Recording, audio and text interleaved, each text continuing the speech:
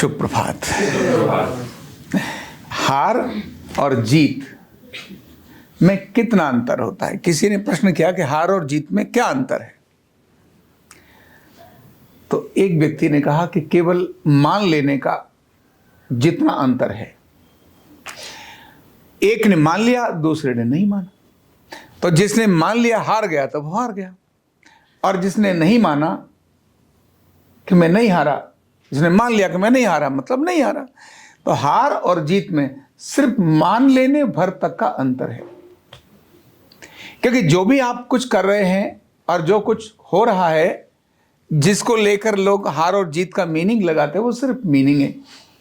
किसी एक घटना घटी, उस घटना पर लोगों ने अपना जजमेंट दे दिया कि ये हार गया या जीत गया।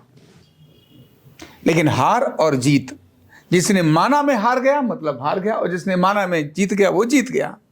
तो किसी घटना पर किन्हीं लोगों के द्वारा दिया हुआ मीनिंग या जजमेंट वही हार और जीत को दर्शाता है। लेकिन वास्तव में हार और जीत ये नहीं है। हार और जीत सिर्फ मानने से हार गया, कहते ना मन के हारे हार है, मन के जीते जीत।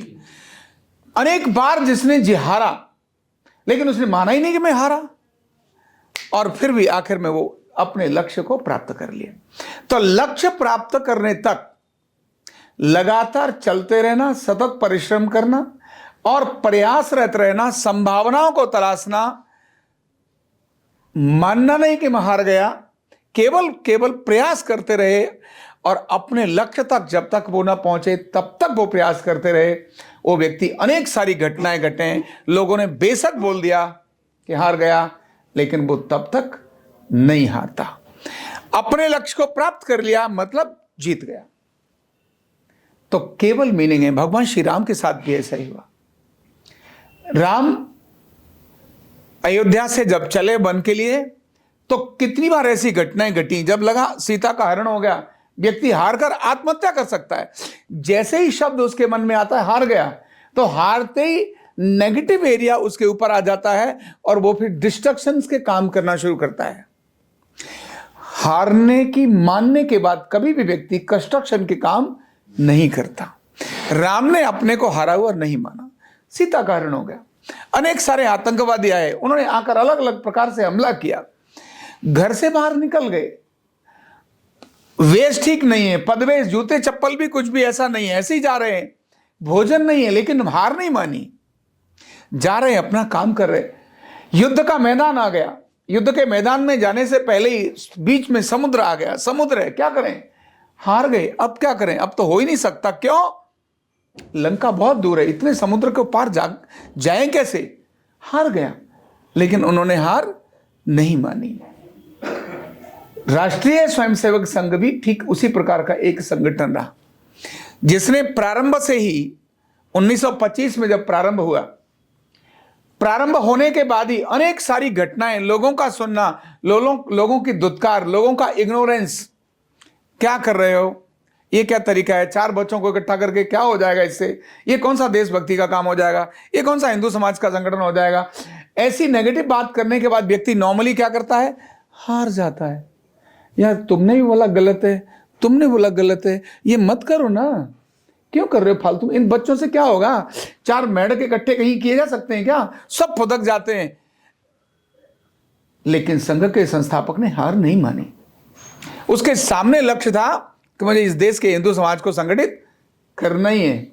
और इतना ही नहीं, जब ये संगठन धीरे धीरे थोड़ा बड़ा हुआ, तो जहां जो लोग प्रचार करने के लिए जा रहे हैं उनको सारे दिन भोजन नहीं मिल रहा है, रहने के लिए ठीक ठिकाना नहीं मिल रहा है, बातचीत करने के लिए लोग अनेक प्रकार के उनको विरोधाभासी बात भी करते हैं।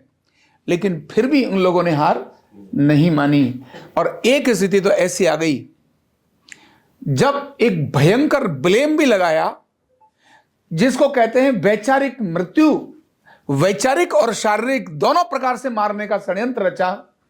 जब कहा कि महात्मा गांधी की हत्या आपने की है, संगठन ने की है, और इसलिए ये कहते ही कि देश का नेतृत्व करने वाला व्यक्ति जो आज देश में सर्वप्रिय हो, सर्व तरफ मान्य हो, ऐसा महात्मा गांधी, उसके लिए ये कह देना कि तुमने गांधी की हत्या की है, तो सर्वसामान्य व्यक्ति के मन में ठीक उसी प्रकार का आ जाएगा जैसा अहिल्या के मन में आ गया था। अहिल्या को ने मान लिया था कि मेरे साथ गलत हो गया, और जैसे ही माना तो वो पत्थर जैसी हो गई, एकदम पत्थर हो गई। उसके सारे इमोशंस खत्म हो गए और उसको लगा तो मामला खत्म हो गया मेरा। ऐसी स्थिति उस समय संघ के सामने आई, लेकिन राष्ट्रीय स्वयंसेवक संघ, और इतना ही नहीं, एक तो ब्लेम लगाया, ब्लेम लगाने के बाद दूसरा उसको प्रतिबंधित कर दिया कि तुम अपनी कोई भी एक्टिविटीज कर नहीं सकते हो, लोगों को उठा करके जेल में डालने की स्थिति कर दी। संघ ने ऐसे में, संघ के लोगों ने उस समय पर अपनी आत्महत्या नहीं की, नहीं माना कि हम हार गए।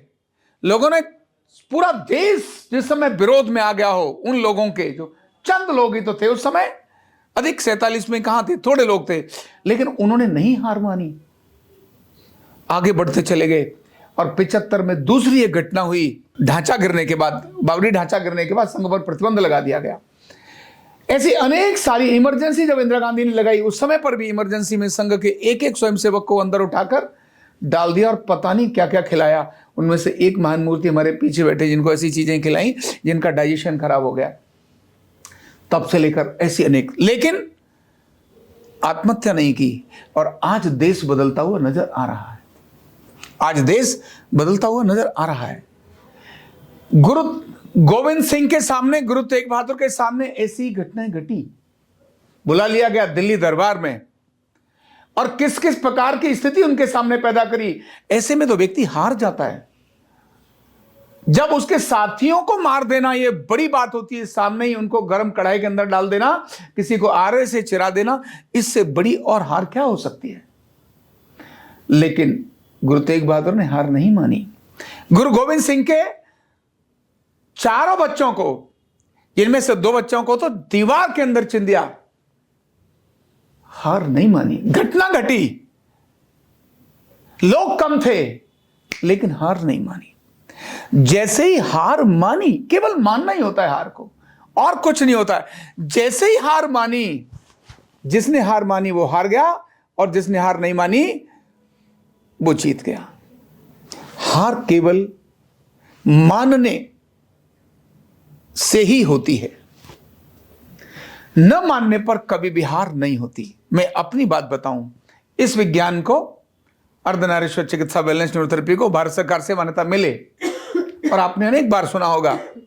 उसके लिए लगातार सरकार के साथ अनेक प्रयास किए, और उनमें से बैठकें हुई। उन बैठकों में से 32 टोटल बैठक हुई। इनमें से 28 बैठक में, शुरुआत की 15 बैठक तो टोटल मेरी रिजेक्टेड थी, मेरे को हार और शिकस्त थी। 15 बार हार मिली। 15 हार के बाद भी मैंने अपने प्रयासों को नहीं छोड़ा। तब 16वीं बार जाकर मुझे एक छोटी सी विजय मिली, जब उन्होंने कहा कि आपका क्वालिफिकेशन पैक अब आप अप्रूव हो सकता है।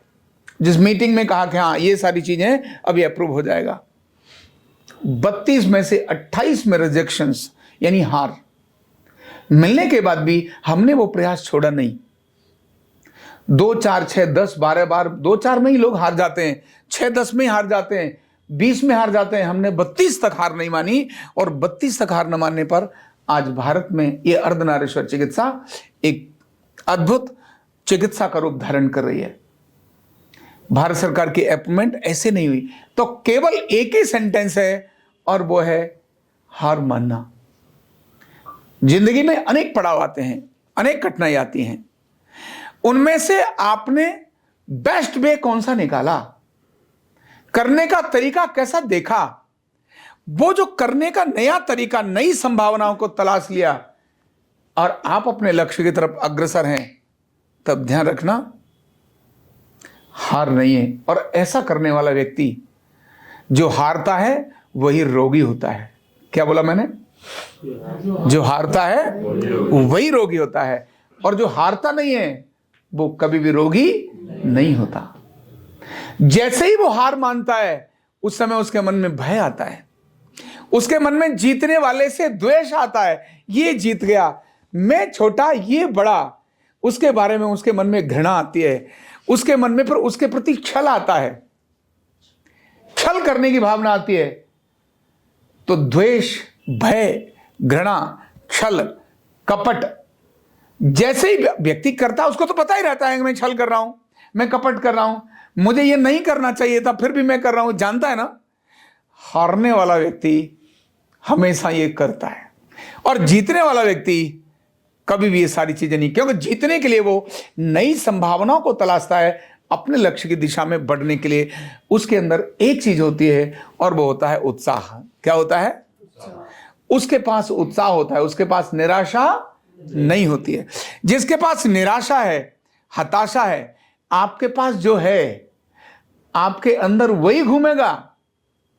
अगर आपके अंदर भय है तो भय की चीजें घूमेंगी, आपके अंदर निराशा है तो निराशा की चीजें घूमेंगी, आपके अंदर छल है तो छल की चीजें घूमेंगी, आपके अंदर कपट है तो आपके अंदर कपट की चीजें घूमेंगी, और आपके अंदर अगर उत्साह है तो आपके अंदर उत्साह की चीजें घूमेंगी। क्या है आपके पास, और वो वही है जिसको आप स्वयं लेते हैं। अगर आप उत्साह लेते हैं तो आपके पास उत्साह रहता है, आप पढ़ाई लेते हैं तो आपके पास पढ़ाई रहती है, आप सेवा लेते हैं तो आपके पास सेवा रहती है, और आप सेवा करते हैं तो जो है वही आप बांटोगे। छल करने वाला व्यक्ति हमेशा छल की चीजें बांटेगा, चोरी करने वाला व्यक्ति हमेशा चोरी की चीजें बांटेगा, घृणा करने वाला व्यक्ति हमेशा घृणा की चीजें बांटेगा। जो चीजें गलत देखता है हमेशा गलत चीजों कर रही है, ये भी गलत, ये भी गलत, आपको भी आके यही कहेगा, देखो वो भी गलत है, ये भी गलत है, ये भी गलत। क्यों? उसके पास है ही यही। तो आपके पास क्या है, ये चीज हमने देखनी है। जिसके पास जो चीज अधिक है वो जीत और हार में वही निर्णय करता है। आपके पास घृणा है, आपके पास द्वेष है, आपके पास चोरी है, आपके पास छल और कपट है, तो आप विजय नहीं प्राप्त कर सकते, आप आनंद नहीं ले सकते, आप निरोगी नहीं हो सकते। आप निरोगी तभी होंगे जब आपके पास इसकी दूसरी चीजें होंगी। सेवा होगा, सत्य होगा, सहयोग होगा, जिम्मेदारी होगी, रिस्पॉन्सिबिलिटी होगी, कर्तव्य होगा, मेहनत होगा, परिश्रम होगा, उत्साह होगा। जब आपके पास ये होगा तब आप निरोगी होंगे। तो इसीलिए हार और जीत में केवल अंतर एक ही है, और वो क्या है? मान लेना। क्या है? मान लेना। तो अपने अंदर उत्साह और जोश रखें, होने वाली घटनाओं को घटने दें, ऑब्जर्व करें, अपने प्रयास को हमेशा एक्टिव रखें, नई संभावनाओं को तलाशें, तो आपकी जिंदगी में कभी भी कोई हार आएगी नहीं।